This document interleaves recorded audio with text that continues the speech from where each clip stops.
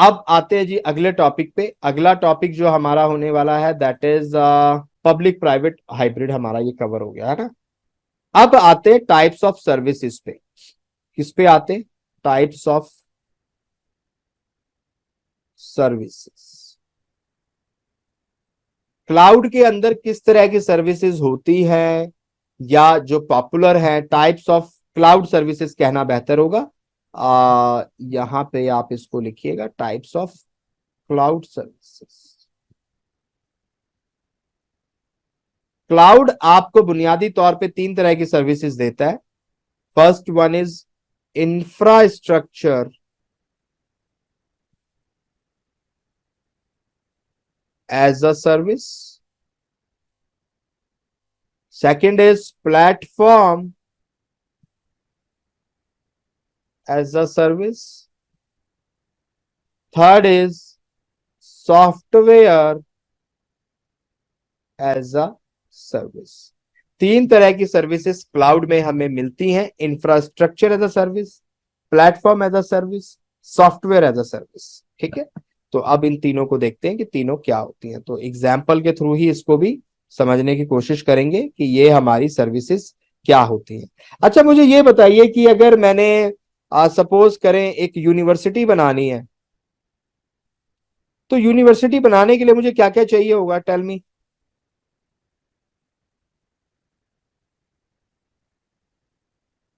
Building चाहिए होगी,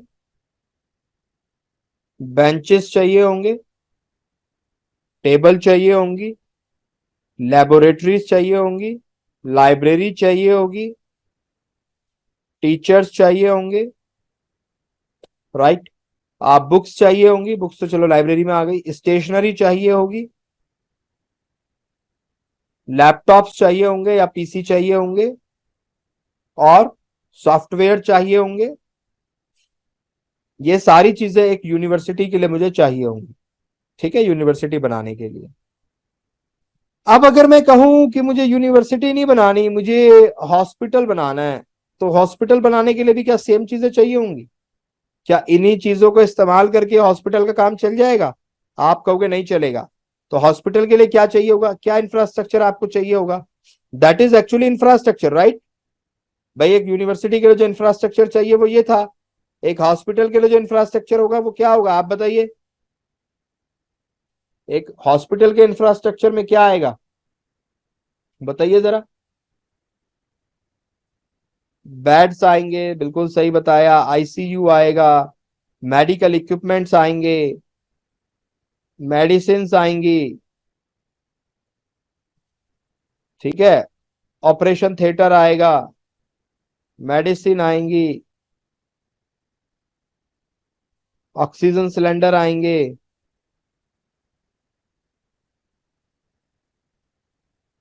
doctors चाहिए। ये इंफ्रास्ट्रक्चर आपको एक हॉस्पिटल के लिए चाहिए, करेक्ट है। अब मुझे ये बताइए कि अब मुझे एक सॉफ्टवेयर या आईटी कंपनी बनानी है, आईटी कंपनी, मुझे वहां पे क्या इंफ्रास्ट्रक्चर चाहिए होगा?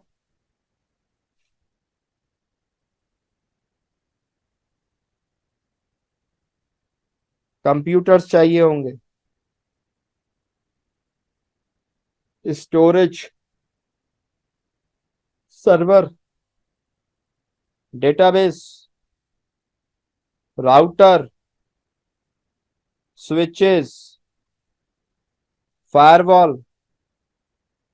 ठीक है जी, ये सारी चीजें चाहिए। एक आईटी कंपनी के लिए मुझे ये इंफ्रास्ट्रक्चर चाहिए। एम आई राइट और रॉन्ग? अब यही सारी चीजें अगर मुझे क्लाउड से मिल जाएं, तो इस सर्विस को क्या कहा जाएगा, आप बताइए। बात समझ आई? नहीं आई तो दोबारा बताता हूं।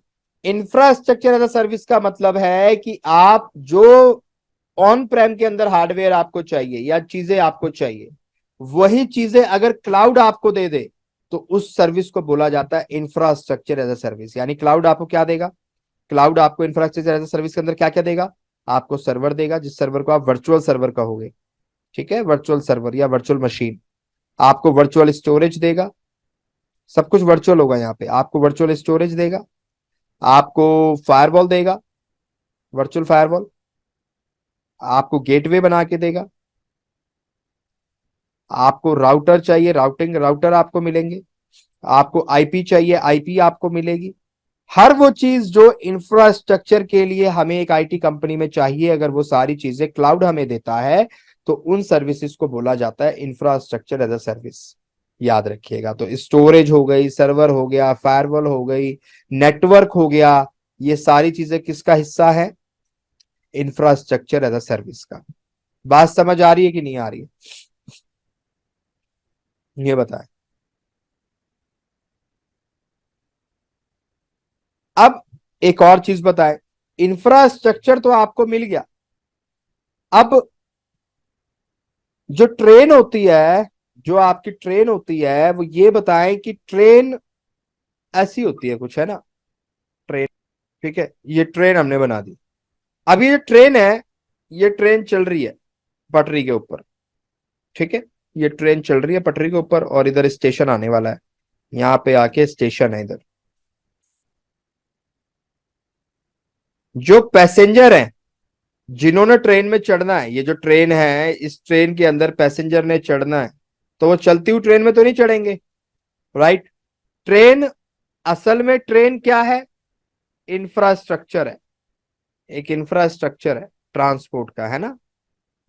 अब इंफ्रास्ट्रक्चर मेरा रेडी है और वो ट्रेन मेरी चल रही है, यहां पर मेरे पैसेंजर स्टेशन पे खड़े, ठीक है, ये मेरे पैसेंजर ट्रेन का वेट कर रहे हैं। अब मुझे ये बताएं कि पैसेंजर जो हैं वो ट्रेन में किस जगह से चढ़ते हैं? बोर्ड या डी बोर्ड, वो कहां से करते हैं? उनकी जो बोर्डिंग होती है वो किस जगह से होती है? ट्रेन में किस जगह से चढ़ते हैं, उस जगह को क्या कहते हैं?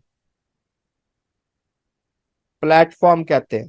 कहते हैं ना, ट्रेन जो है प्लेटफॉर्म संख्या 2 पर आने वाली है, कृपया करके सभी यात्री प्लेटफॉर्म नंबर 2 पर पहुंच जाएं, है ना? आती है अनाउंसमेंट की नहीं आती है? तो प्लेटफॉर्म पे ट्रेन आकर रुकती है और जो पैसेंजर हैं वो प्लेटफॉर्म से ट्रेन में चढ़ते हैं। एम आई राइट और रॉन्ग? ये बताइए। अब मुझे ये बताइए कि ये ट्रेन ऐसे ही चल रही है या इन पैसेंजर्स के लिए चलाई जा रही है, या ये बस सरकार के मन में आया मुझे ट्रेन चलानी है और ट्रेन चल रही है, या उसका पर्पस ये है कि पैसेंजर को लेके जाना है? पर्पस ये है पैसेंजर्स को लेके जाना है, राइट? मतलब मेन मोटिव क्या है? पैसेंजर्स को ट्रेन में चढ़ाना और पैसेंजर को डेस्टिनेशन तक पहुंचाना। और पैसेंजर जिस जगह से चढ़ते हैं उसको प्लेटफॉर्म कहा जाता है। यानी प्लेटफॉर्म एक मीडियम है जहां पे इंफ्रास्ट्रक्चर में मेरे जो पैसेंजर हैं वो बोर्ड कर रहे हैं, ठीक है? और ये जो मेरे पैसेंजर हैं, ये जो मेरे पैसेंजर हैं, ये क्या है? ये मेरा कोड है, कोड है एक्चुअल में, कोड। और ये जो इंफ्रास्ट्रक्चर है ये क्या है? ये मेरा एक सॉफ्टवेयर है, ऐसा मानिए आप। अब इस सॉफ्टवेयर में जो कोड चलेगा वो with the help of platform चलेगा। आप कहेंगे सर बात नहीं समझ आई, थोड़ी थोड़ी लग तो रही है समझ में जैसे, लेकिन समझ नहीं आ रहा। तो देखे क्या मतलब है इस बात का दोस्तों। इसका मतलब यह है कि इंफ्रास्ट्रक्चर यानी कि आपका सर्वर, ध्यान से समझिए, इंफ्रास्ट्रक्चर यानी कि आपका हार्डवेयर, ठीक है? इंफ्रास्ट्रक्चर यानी आपका हार्डवेयर, जैसे कि फॉर एग्जांपल मेरा लैपटॉप है डेल कंपनी का, ठीक है, लेकिन डेल कंपनी का लैपटॉप क्या मेरे किसी काम का है जब तक उस हार्डवेयर पे ऑपरेटिंग सिस्टम ना हो? विदाउट ऑपरेटिंग सिस्टम क्या वो मेरे किसी काम का है? आप कहेंगे नहीं है आपके काम का। तो ऑपरेटिंग सिस्टम मुझे रिक्वायर्ड है, राइट? लेकिन ऑपरेटिंग सिस्टम मुझे क्यों चाहिए, क्यों? सवाल यह है ऑपरेटिंग सिस्टम मुझे चाहिए क्यों? ताकि हम उसके ऊपर अपने सॉफ्टवेयर चला सके, इसलिए ही तो मुझे मेरा ऑपरेटिंग सिस्टम चाहिए। यानी हर चीज का एक पर्पस है, ऑपरेटिंग सिस्टम बनाने का पर्पस यह है कि उसके ऊपर सॉफ्टवेयर चल सके, रन कर सके। यानी ये जो ऑपरेटिंग सिस्टम है ये प्लेटफॉर्म हो गया, ये जो सॉफ्टवेयर है ये पैसेंजर हो गए, और ये जो डेल का लैपटॉप था ये ट्रेन हो गई। ट्रेन असल में ये हार्डवेयर था, ट्रेन में जो आपका प्लेटफॉर्म है वो ऑपरेटिंग सिस्टम है, यानी पैसेंजर यानी कि जो सॉफ्टवेयर है उनको चलने के लिए जो जगह चाहिए, चढ़ने की जो जगह चाहिए, वो कौन प्रोवाइड करा रहा है? ऑपरेटिंग सिस्टम प्रोवाइड करा रहा है। तो ऑपरेटिंग सिस्टम के बिना मेरे सॉफ्टवेयर नहीं चल सकते, इसीलिए ऑपरेटिंग सिस्टम को हमने क्या कहा? प्लेटफॉर्म कहा।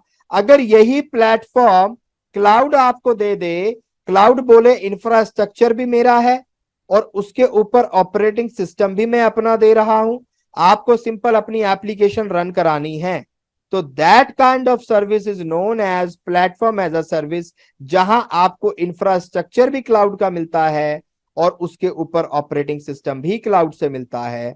ऐसे एनवायरमेंट को आप प्लेटफॉर्म एज अ सर्विस कह सकते हैं। बात समझ आ रही है? Yes, here platform is operating system. अभी आप बेसिक अंडरस्टैंडिंग के लिए ऐसे याद रखो, हालांकि और भी चीजें होती हैं, बट अभी आपकी नॉलेज के लिए ऑपरेटिंग सिस्टम को यहां प्लेटफॉर्म मानिए आप। सिंपल है, ठीक है। अब आते हैं जी सॉफ्टवेयर एज अ सर्विस पे। अब आपने यहां पे अभी जो एग्जांपल मैंने लिया, यहां पे लैपटॉप था, लैपटॉप पे प्लेटफॉर्म आ गया और सॉफ्टवेयर क्या है?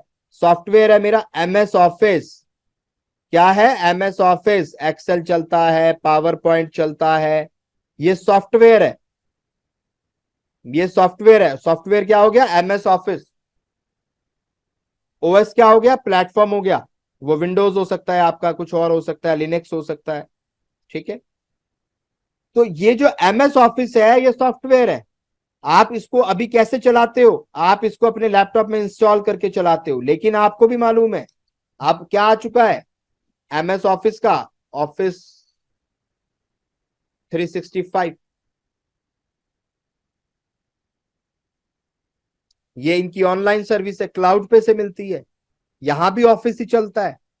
ऑफिस इज नाउ माइक्रोसॉफ्ट 365, नाम बदल दिया इन्होंने। अब यहां पर भी आप अपने वही सारे काम जो एमएस ऑफिस में करते थे क्लाउड पे कर रहे हो। तो इस सर्विस को जो क्लाउड से मुझे मिलेगी, जो सॉफ्टवेयर मैं अभी तक लैपटॉप पे चला रहा था, वो अगर मुझे क्लाउड से मिल जाएंगे तो वो किस तरह की सर्विस कहलाएगी? बताइए जरा। Software as a service. Example भी दिखा दिया, माइक्रोसॉफ्ट 365 एग्जाम्पल है इसका। बात समझ आ गई?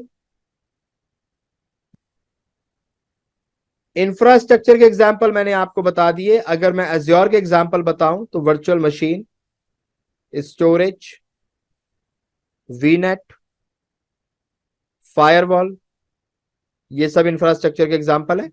प्लेटफॉर्म एज अ सर्विस के जो एग्जाम्पल है उसमें azure app, logic, web apps, नहीं क्या नाम है उसका, लॉजिक एप्स, उसके अलावा और बहुत सारी सर्विसेज है। मुझे जब याद आएंगी या जब पढ़ाऊंगा तब मैं आपको दिखा दूंगा। ये प्लेटफॉर्म एज अ सर्विस के एग्जाम्पल है, ठीक है। सॉफ्टवेयर का मैंने बता दिया माइक्रोसॉफ्ट 365। तो ये चीजें होती है। अभी इसमें और डिटेल में जाएंगे, नो नीड टू वरी, अभी इतना समझो पहले। यहां तक बात समझ आई? अब आपको इसे और थोड़ा सा डिटेल में समझाता हूं, ठीक है। आप थोड़ा सा और डिटेल में जाते हैं। तो अभी आपको जस्ट एक ओवरव्यू मैंने दे दिया है इन सर्विसेज का। अब जरा ये बना लीजिएगा कॉपी में। आपको 3 टेबल बनानी है ऐसी, 1, 2,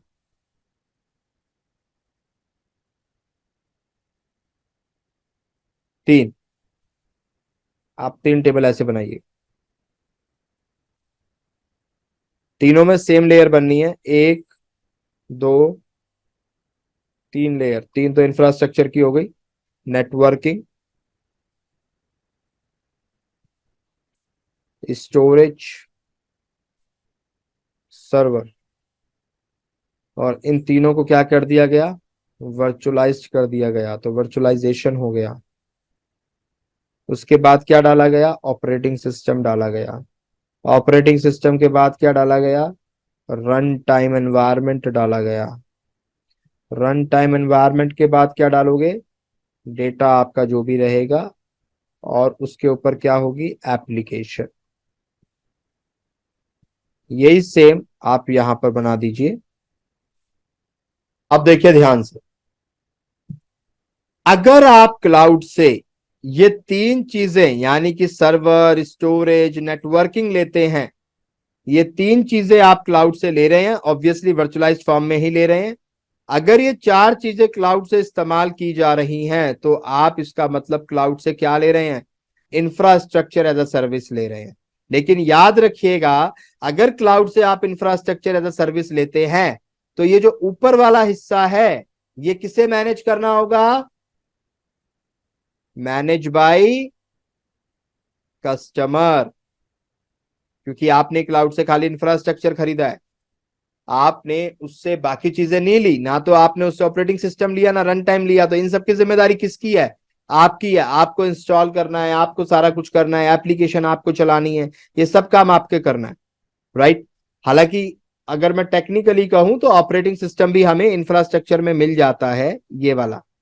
रन टाइम एक्चुअल में हमारा प्लेटफॉर्म होता है, ये भी मैं आपको क्लियर कर दूं, जो रन टाइम होता है असल में वो हमारा प्लेटफॉर्म होता है।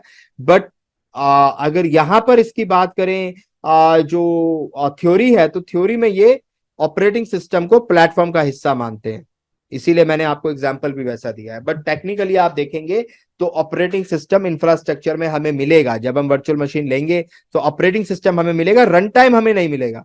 तो ये एक्चुअल में प्लेटफॉर्म का हिस्सा हो जाता है। आप जब करेंगे धीरे धीरे तब समझ आएगा, ठीक है।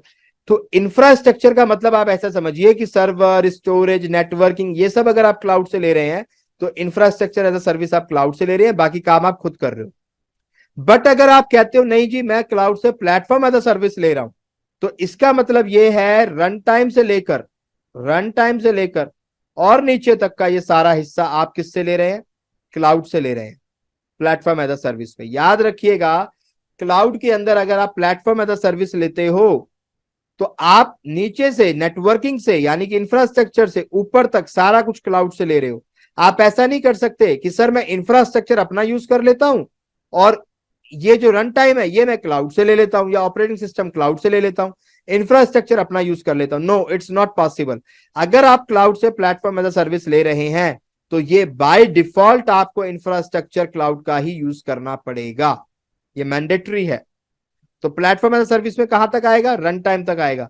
ये डेटा और एप्लीकेशन ये आपको खुद डालना पड़ेगा, उसके ऊपर अपना पूरा डेटा, अपनी एप्लीकेशन जो भी आप चलाना चाहते हो, कोई एप्लीकेशन जो भी आप बना रहे हो वो आपको खुद बनानी पड़ेगी। बट आप कहते हो भाई मुझे बनाना कुछ नहीं है, आप दो मुझे बनाया। इन दैट केस आप क्लाउड से ऊपर से नीचे तक पूरी सर्विस आप ले रहे हो, that is known as SaaS. और क्लाउड आपको बना बनाया सॉफ्टवेयर देगा, दैट इज माइक्रोसॉफ्ट 365 एग्जाम्पल के लिए। और वो कहेगा आप तो बस इसे यूज करो। इसमें इंफ्रास्ट्रक्चर भी क्लाउड का चल रहा होगा, ऑपरेटिंग सिस्टम रन टाइम भी क्लाउड का होगा, और ऐप भी क्लाउड आपको बना के दे रहा है। तीनों चीजें क्लाउड आपको दे रहा है। आपको तो बस इस सॉफ्टवेयर एज सर्विस का पे करना है, जो भी मंथली बिल आएगा, सिंपल है। तो क्लाउड से आप तीन तरह की सर्विसेज ले सकते हैं। बात समझ आ रही है? आप ऐसा नहीं कर सकते कि आप कहें कि सर सैस के अंदर ऐसा नहीं हो सकता, मैं माइक्रोसॉफ्ट 365 क्लाउड से ले लूं लेकिन इंफ्रास्ट्रक्चर मेरा अपना हो। Answer is no, that is not possible, right. अगर आप सैस ले रहे हैं तो नीचे वाली सर्विसेज पैस और आईयास दोनों आपको क्लाउड से ही लेनी पड़ेंगी। आसान भाषा में समझने के लिए इसको ऐसे बना लीजिएगा, तीन सीढ़ियां बनाइएगा, तीन सीढ़ियां। नीचे वाली सीढ़ी को बोलते हैं IaaS, उससे ऊपर वाली को पैस और सबसे ऊपर वाली को सैस। याद रखिएगा, नीचे से सीढ़ी पर जब आप चढ़ेंगे, ये आप हैं, आप जब इस सीढ़ी पर आएंगे तो इस सीढ़ी पर आप खड़े हैं, फॉर एग्जाम्पल IaaS के ऊपर खड़े हैं, आप यहां पर खड़े हैं, तो ऑब्वियस सी बात है आप यहां खड़े हो तो आप प्लेटफॉर्म भी यूज नहीं कर रहे, सैस भी नहीं कर रहे, क्योंकि आप खड़े ही इस पोजीशन पे हो। पर आप जब इस सीढ़ी पर आओगे चढ़कर, तो जाहिर सी बात है आप इस सीढ़ी को चढ़कर ही इधर पहुंचे होगे। अब मुझसे ये मत कहना सर जंप कर सकते हैं, ठीक है, ऐसी बातें ना करना। यानी इस सीढ़ी को यूज कर ही आप यहां पर गए होगे, और जब आप सैस पे जाओगे तो इस सीढ़ी को यूज कर ही आप यहां तक जाओगे। तो जाहिर सी बात है कि अगर आप सैस यूज कर रहे हो क्लाउड से, तो जाहिर सी बात है कि उससे नीचे वाली स्टेप्स को भी आपने यूज किया होगा, ये याद रखिएगा। तो ये आर्किटेक्चर है क्लाउड का, तीन स्टेप होते हैं। पहले सबसे नीचे वाले को आयास बोलते हैं, फिर पैस होता है, और टॉप लेवल पे सैस होता है। जो सेल्स फोर्स क्लाउड आप लोग पढ़ते हैं वो सैस के लिए ही पॉपुलर है। सेल्स फोर्स करके क्लाउड है जिसका CRM बड़ा पॉपुलर है, तो वो सैस सॉल्यूशंस प्रोवाइड कराता है। तो सेल्स फोर्स जो क्लाउड है वो एज सच पब्लिक क्लाउड में ज्यादा पॉपुलर नहीं है, वो अपने SaaS सॉल्यूशंस के लिए पॉपुलर है, जबकि AWS और एज्योर अपनी तीनों चीजों के लिए पॉपुलर है। ठीक है, AWS और एज्योर जो है वो अपनी तीनों चीजों के लिए पॉपुलर है।